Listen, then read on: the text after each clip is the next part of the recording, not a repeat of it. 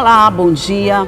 O Maranhão já contabiliza 2 anos sem motins ou sem rebeliões com mortes no sistema penitenciário do Estado. Mas por que isso está acontecendo? Algum programa de ressocialização está dando esse efeito? É sobre isso que nós vamos conversar no programa de hoje. E quem veio aqui comigo para conversar sobre esse assunto foi Ana Luísa Falcão, que é secretária da SEAP, que é a Secretaria de Administração Penitenciária.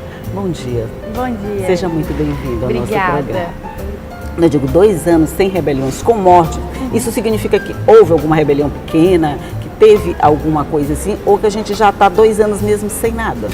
Na verdade, a gente considera a rebelião quando há uma tomada da unidade como um todo e quando há reféns. Eventos como esse não aconteceram nessa nova gestão. Pequenos motins, pequenos eventos assim, correlatos à segurança a gente teve, ainda em proporção muito pequena. O último que a gente teve, se eu não me engano, foi no final do ano passado, já vai fazer 1 ano, mas nada de grande repercussão ou que tenha havido feridos ou mortos. Isso é muito bom, né? Quando a gente diz isso, a gente pergunta por que então que isso está acontecendo? Porque a gente tinha muito registro de rebelião, a gente tinha quebrado de muro, gente fugindo, aquela coisa toda, né? E agora, por que aqui vocês acreditam esse diagnóstico assim tão favorável, vamos dizer assim? Nesses últimos 2 anos e 8 meses que a gente tem atuado, a nossa ação tem se direcionado em 4 grandes pilares. Primeiro, na modernização estrutural. A gente encontrou um sistema penitenciário muito antigo, sem reforma, sem expansão, sem reformulação da estrutura para suportar o crescimento da população carcerária. Então a gente tem atuado nesse sentido, atuado também na questão da modernização dos profissionais. A gente findou com as terceirizações, hoje as pessoas, tivemos concurso, temos processo seletivo, os servidores todos hoje do sistema penitenciário, nenhum deles é terceirizado e todos eles são, a gente tem capacitações frequentes pela reformulação e reforço da escola de gestão penitenciária. Atuamos também no sentido da modernização dos procedimentos. Hoje a gente tem procedimentos operacionais padrão dentro das unidades prisionais para atuar junto aos presos, para a gente ter um guia único. Todas as unidades hoje atuam da mesma forma. E por fim, a ressocialização, né? A ênfase na humanização do sistema penitenciário, na humanização do preso e na ressocialização. Deixa eu só pegar só um desses fatores que você falou aí, a terceirização. Que impacto tem o fim desse processo de terceirização dentro do complexo de uma forma geral, do sistema de uma forma geral? O terceirizado e o funcionário mesmo da unidade tem diferença no modo de trabalhar, no empenho, na capacidade? Como é que funciona isso para vocês? Na verdade, o funcionário da casa, que passa por um processo seletivo, passa por uma capacitação, a nossa gestão sobre a atuação dele é muito maior, porque ele tem um contrato direto com a administração penitenciária.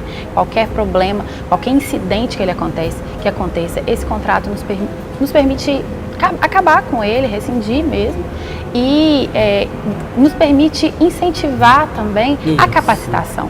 Então a gente tem, pelo fim da terceirização, a gente conseguiu a padronização, né? Hoje os servidores, a gente tem 2 carreiras de segurança, que é o agente de execução penal e o auxiliar penitenciário, um de nível médio, um de nível superior, e padronizados. Hoje a gente tem os 1.500 auxiliares que passaram pela mesma capacitação, que estão distribuídos no Estado. A mesma linguagem. Exatamente. Em todas as unidades. E com a subordinação direta ao Estado. Né? A nossa conversa com esses servidores é direta, não tem um terceirizado, uma empresa aqui no meio. Você não precisa falar com a empresa que vai falar com o funcionário que vai dar resposta para vocês. E a gente é uma cadeia muito longa. É uma cadeia que às vezes é longa e às vezes não é eficiente. Isso mesmo. Porque a empresa ela está ali e ela visa o lucro, ela visa manter aquela pessoa. A gente está ali com o servidor e o nosso objetivo é o preso, não é o lucro.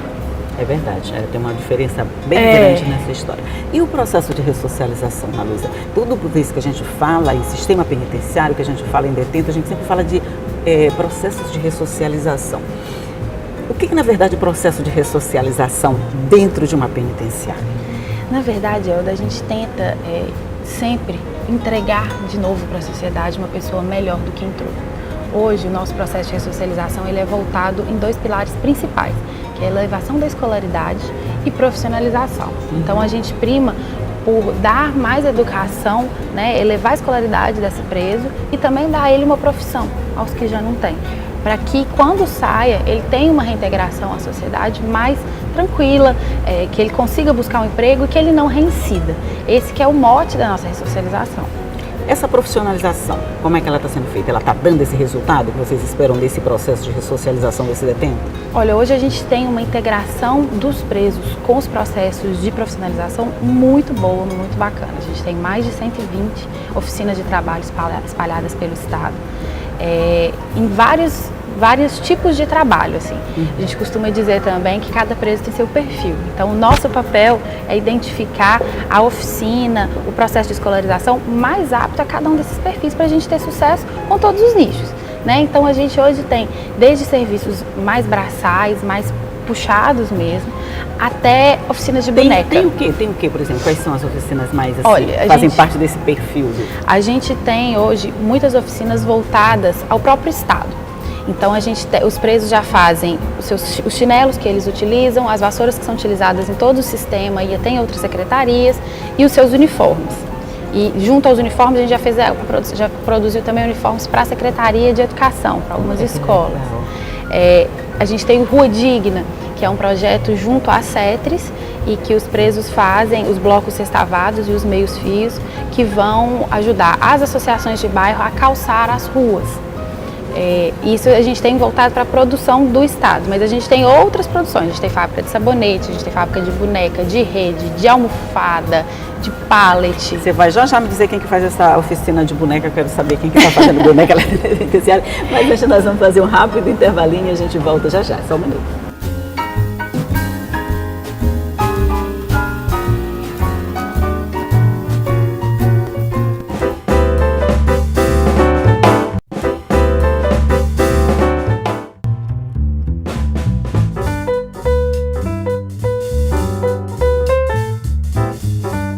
Estamos de volta aqui para continuar nossa conversa sobre esse processo de ressocialização do sistema penitenciário do Estado e esses bons resultados que a gente está alcançando até agora. E a gente estava falando nas oficinas e a de boneca, eu achei interessante. Quem participa? Só mulheres, homens, como é que é? Ontem mesmo a gente inaugurou a oficina de bonecas da unidade feminina, mas temos iniciativas parecidas com um trabalho manual similar em outras unidades. A gente tem, por exemplo, na unidade de Timon, que é uma unidade masculina, a confecção de polvos de crochê, é um projeto que chama Polvo para a Liberdade, e esses polvos são confeccionados para ser utilizados na maternidade, junto aos recém-nascidos que ficam nas incubadoras. São os homens que fazem? Sim, sim. Não tem resistência da parte deles por trabalhos assim, não? Não, é a questão do perfil. Assim, tem pessoas que são voltadas a essa questão artesanal, a do trabalho manual, né? A gente tem pessoas também que têm sua incapacidade, que às vezes não conseguem fazer um trabalho mais pesado.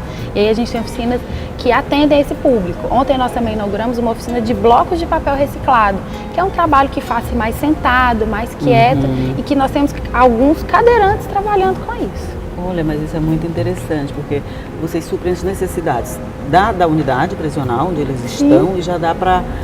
Consegue dinheiro? Eles conseguem dinheiro, quer dizer, arrecadar alguma coisa por conta desse trabalho ou vai só na diminuição da pena? Quando há alguma produção artesanal deles e eles repassam para a família pode vender. Mas no que diz respeito a essa produção interna para o Estado, eles recebem o que é preconizado pela Lei de Execuções Penais, o Estado paga para eles os 3/4 do salário mínimo.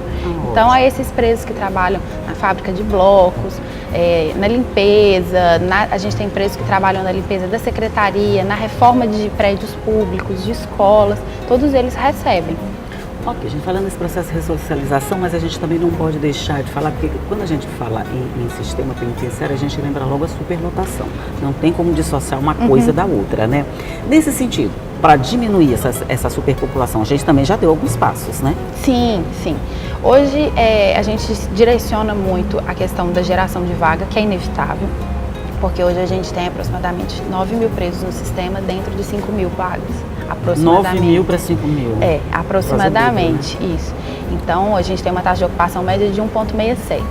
Então, a gente tem que gerar vaga, é inevitável. Pois é, porque esse 67 está solto aí, né? Não tem lugar para ele não, só tem por um ponto.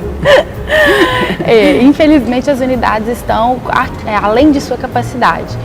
A gente trabalha num projeto de expansão, né? A gente tem hoje 6 unidades já em projeto, em licitação ou já iniciadas, além de um projeto de expansão por reforma e ampliação das unidades prisionais do interior.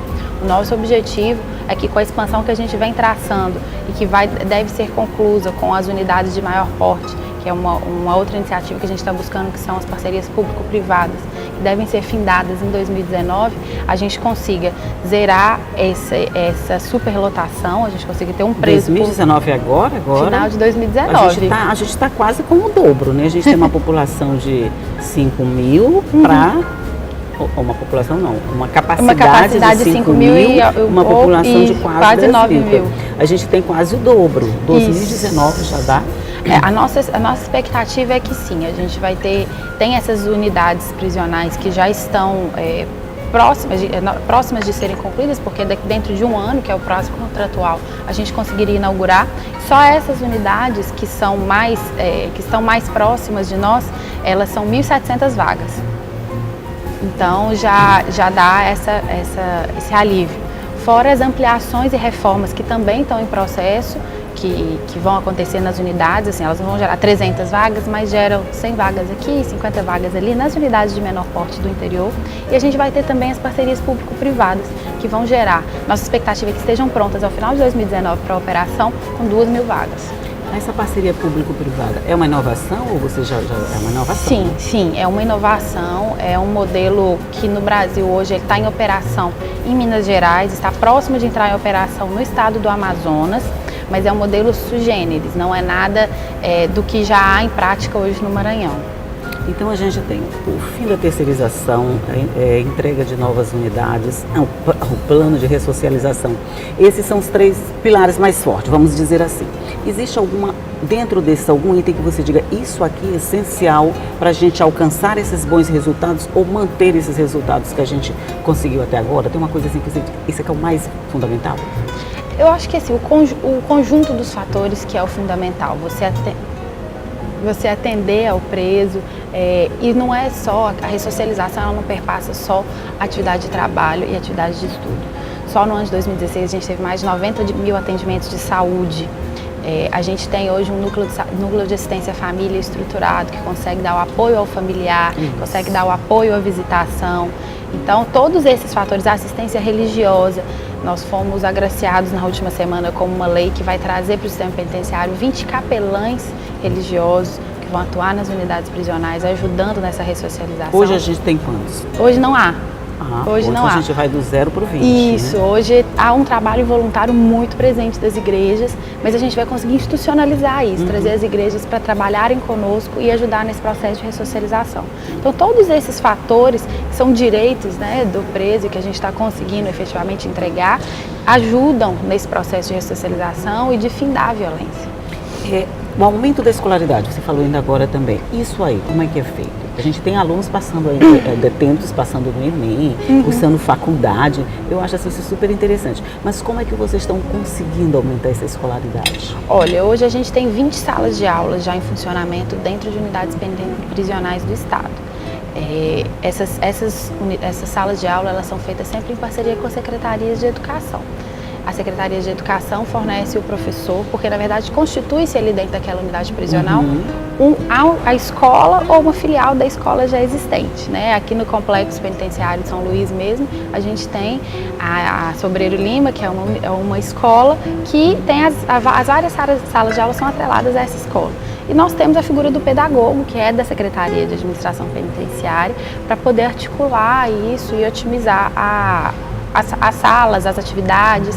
Entendi. Quando um detento quer participar, por exemplo, do Enem, ele já fez o ensino médio todo, ele está pronto para entrar no Enem, ele tem um tratamento mais especial? Vocês têm um cuidado maior com ele para que ele alcance esse objetivo? A gente sempre tenta dar o apoio no sentido de capacitar, de encontrar material, né? A gente tem uma participação voluntária muito bacana. O ano passado mesmo a gente teve algumas aulas de redação, aulas com pessoas que vieram só para ajudar essas pessoas que querem no Enem. Em que se baseia tudo isso? Direcionar o Enem, direcionar a escola? No nosso plano individual de ressocialização. A gente tem o plano individual do preso, o PIP, a comissão técnica de classificação, que é formada por quase todo mundo da unidade prisional, o psicólogo, o diretor, a parte da segurança, assistente social, todo mundo se reúne para poder fazer a avaliação daquele preso, como ele se comporta, qual é o crime, como ele vem sendo recebido lá dentro, o que ele tem feito, o que ele tem buscado. E a partir dessa síntese, a gente define, em entrevistas com ele também, claro, o que ele vai fazer. Qual que é o perfil dele e qual que é o plano de ressocialização dele. É um plano individualizado. Ok, olha, depois de todas essas propostas, assim, só resta a gente desejar que elas continuem, que elas aumentem, que elas atinjam todo esse sistema e que daqui a pouco você volta para dizer que a gente completou mais um ano sem rebelião, sem motim, até sem aquelas coisinhas pequenas que às vezes incomodam tanto a sociedade. Mas parabéns pelo trabalho que está sendo realizado, pelos resultados que vocês estão alcançando. Muito obrigada. Se Deus quiser, a gente volta ano que vem para dar continuidade nesse tempo. Se Deus quiser. Bom dia para você. Obrigada. Bom dia. E você já sabe que essa conversa aqui fica à sua disposição no nosso site, né? Que é o ael.ma.leg.br/TV e nas nossas redes sociais, claro. E todos os dias eu vou estar aqui esperando você bem cedinho, às 8h30 da manhã. Tchau!